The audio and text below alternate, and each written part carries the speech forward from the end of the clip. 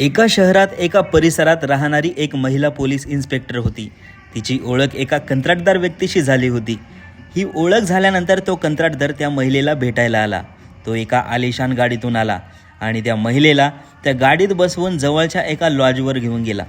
तिथे जाताना त्याने तिच्याशी बोलणं सुरू केलं आणि आपण जिथे जाणार आहोत असं सांगितलं. जेव्हा त्या महिलेने त्याला विरोध केला तेव्हा त्याने तिला लग्नाचं आणि इतर अनेक आश्वासनं दिली.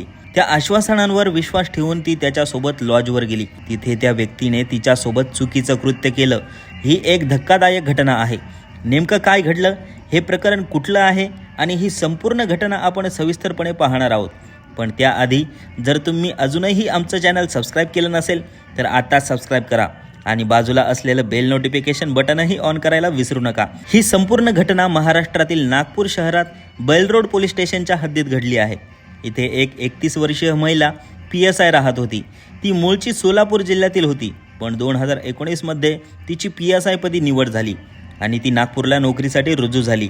तिची नोकरी व्यवस्थित चालली होती, पण वय वाढत होतं आणि लग्नासाठी जोडीदार शोधण्यासाठी तिने एका ऑनलाईन वेबसाईटवर आपला बायोडाटा टाकला होता. हा बायोडाटा अनेकांनी पाहिला. त्यापैकी एका व्यक्तीने त्या महिलेशी संपर्क साधला आणि म्हणाला, मी तुमच्यासोबत लग्न करायला तयार आहे.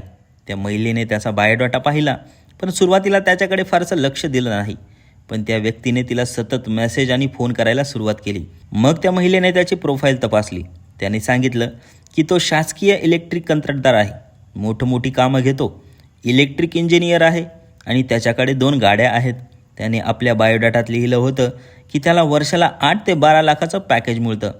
हे पाहून त्या महिलेने विचार केला की हा व्यक्ती चांगला कमावतो, उच्च शिक्षित आहे, म्हणून तिने त्याच्याशी ओळख वाढवली. ओळख वाढल्यानंतर तो म्हणाला, मी तुम्हाला भेटायला येतो, आपण भेटू, बोलू आणि सविस्तर चर्चा करू. त्या महिलेने ठीक आहे असं म्हणत त्याला भेटायची परवानगी दिली. मग तो व्यक्ती 2023 मध्ये नागपूरला तिला भेटायला आला. तेव्हा नागपुरात हिवाळी अधिवेशन सुरू होतं.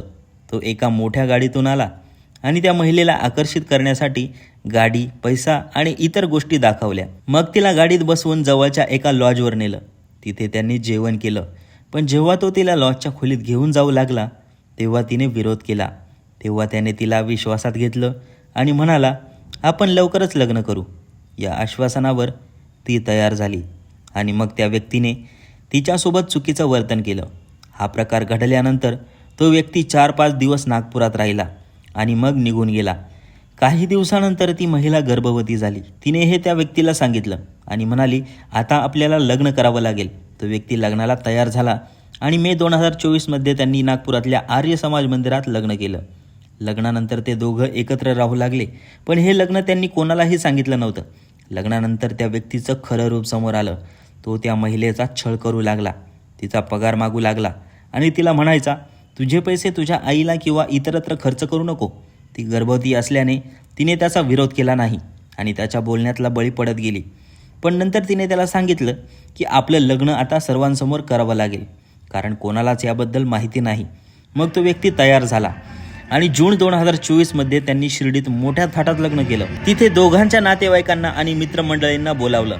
पण या लग्नात त्या व्यक्तीने त्या महिलेच्या कुटुंबियांचा अपमान केला आणि त्यांना नावं ठेवली. तरीही त्या महिलेने एक PSI असूनही सगळं सहन केलं. पण नंतर तिला कळलं की त्या व्यक्तीने बायोडाटात दिलेली माहिती खोटी होती. तो इंजिनियर नव्हता, त्याच्याकडे तशी कुठलीच पदवी नव्हती. तिची फसवणूक झाली होती. यापेक्षा धक्कादायक बाब म्हणजे त्या व्यक्तीने त्या महिलेसोबतचे काही खाजगी व्हिडिओ शूट केले होते आणि ते त्याच्या एका मैत्रिणीला WhatsAppवर पाठवले होते. त्याने तिचा मोबाईल आणि Gmailही हॅक केलं होतं.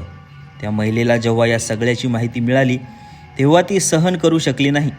तिने बैल रोड पोलीस स्टेशनमध्ये तक्रार दाखल केली. पोलिसांनी हे प्रकरण गांभीर्याने घेतलं आणि आता त्या आरोपीवर कठोर कारवाई करणार आहेत.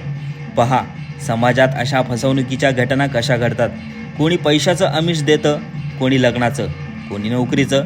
अशा आमिषांना बळी पडून अशा घटना घडतात. इथे एका महिला PSI सोबत असं घडलं, पण तिने योग्य ती कारवाई केली आणि आता त्या आरोपीला अटक होणार आहे. पण आपण सर्वांनी असं ठरवलं पाहिजे की अशा घटना घडताच तात्काळ कारवाई केली पाहिजे, जेणेकरून पुढील काही गोष्टी थांबतील. या घटनेबद्दल आपली प्रतिक्रिया नक्की द्या आणि अशाच सत्यकथेसाठी आपल्या धक्कादायक मराठीला सबस्क्राईब करा.